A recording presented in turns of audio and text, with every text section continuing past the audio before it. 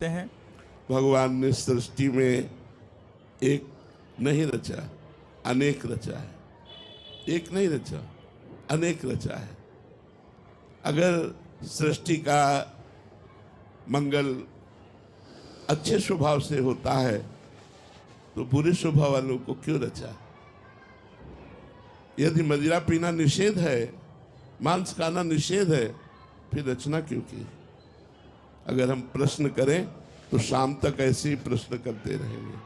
भगवान ने अनेकता की रचना की है, एकता की नहीं, अनेकता की रचना की, विभिन्न मति की रचना की है, विभिन्न स्वभावों की रचना की है और उनको दो भागों में बांट दिया, एक निवृत्ति मार्ग और एक प्रवृत्ति मार्ग। निवृत्ति मार्ग भोगों का त्याग करते हुए, त्याग का प्रयास करते हुए सफलतापूर्वक भगवान को प्राप्त करना, और प्रवृत्ति मार्ग धर्मयुक्त भोगों को भोगते हुए प्रयासरत रहकर मोक्ष मार्ग में जाना। तो अब जिनकी भाग्य में रचना रची है गृहस्थ में जाते हुए भगवत प्राप्ति करना, उनको गृहस्थ में मिलेगा। हम लोगों के भाग्य में रचना की गई है निवृत्त मार्ग से भगवत प्राप्ति करना।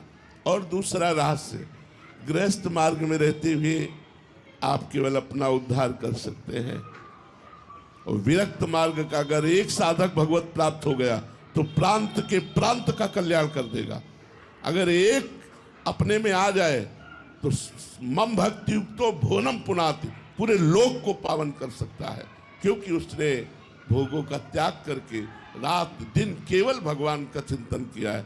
आप गृहस्थी में देखिए बड़ी समस्याएं हैं। आप बड़े भाग्यशाली हैं जो सत्संग सुन रहे हैं, नहीं तो सत्संग सुनने का टाइम नहीं, भजन करने का टाइम नहीं। भजन करने के टाइम में बैठो तो पूरे दिन की दिनचर्या दिमाग में घूमती है, ये करना है, ये करना है, ये करना, अभी वहाँ जाना है, उससे वो बात करनी, पूरा हिसाब भजन में लग जाएगा। माला चल रहा है लेकिन पूरा हिसाब लग जाएगा, परसों उसने ऐसा क्यों कहा था, वहाँ ऐसा क्यों हुआ, पूरा प्रश्न उत्तर उसी समय होगा जब आप भजन में बैठे होंगे। अब कैसे उद्धार हो? उस कर्म को भगवान को समर्पित करते हुए, विरक्तों को भिक्षा देते हुए आप लोगों का कल्याण कैसे होता है? जैसे विरक्त संत जन है, इनको भोजन पवाते, इनको वस्त्र, इनके वास की व्यवस्था, ठाकुर सेवा, समाज सेवा, जितना बना उतना भजन, जितना बना। लेकिन विरक्त के लिए ये नहीं है कि जितना बना, क्योंकि हमारे लिए दूसरा कार्य नहीं, न बच्ची का ब्याह न बच्चे का ब्याह, बच्चा बच्ची तो कुछ है नहीं, न किसानी न नौकरी न व्यापार, केवल एक ही धंधा है, नाम जप, भगवान का भजन। अगर ईमानदारी से हम अपना भजन कर ले गए तो लाखों का कल्याण कर देंगे, लाखों का कल्याण कर देंगे। इसलिए भगवान ने विरक्त मार्ग की रचना की कि इस मार्ग में सम्यक रूप से अपनी चित्तवृत्ति को केवल परमात्मा में लगाकर स्वयं तरति सतरति सतरति सा लोकांतार्यति, वो लोक के लोक को तार सकता है। ऐसा गृहस्थ में कठिन है।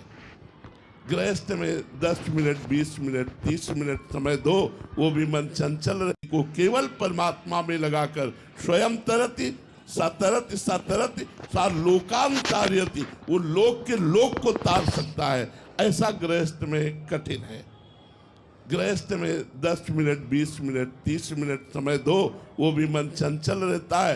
दिन में बड़े कार्य हैं, कब भगवान की याद आवे कब ना आवे, माया बड़ी विचित्र। एक बार भगवान देवर्षि नारद जी से वार्ता कर रहे थे, तो विनोद में कहा कि जो गृहस्थी में मेरा भजन करता है उसे मैं विशेष महत्व देता हूं।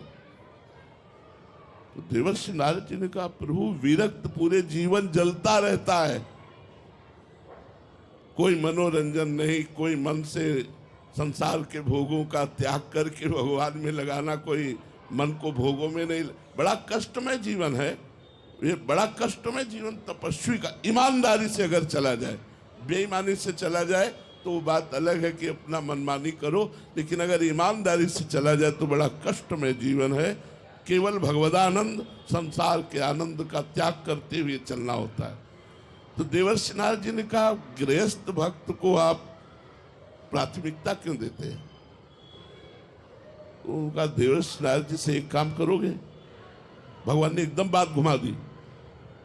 एक कटोरे में घी भर करके दिया और कहा मेरे आसन की परिक्रमा लगाओ। एक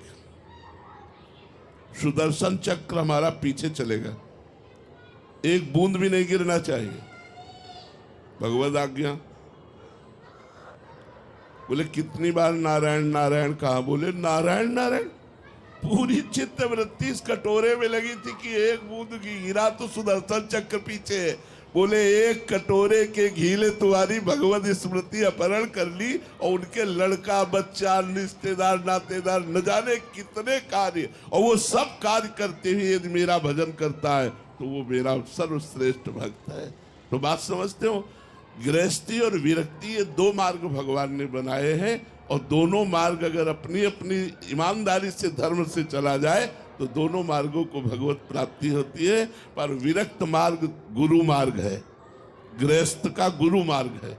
उसके सदगृहस्थ लोग स्वीकार भी करते हैं। कोई भी विरक्त हो उसे पूज्य भाव से देखते हैं।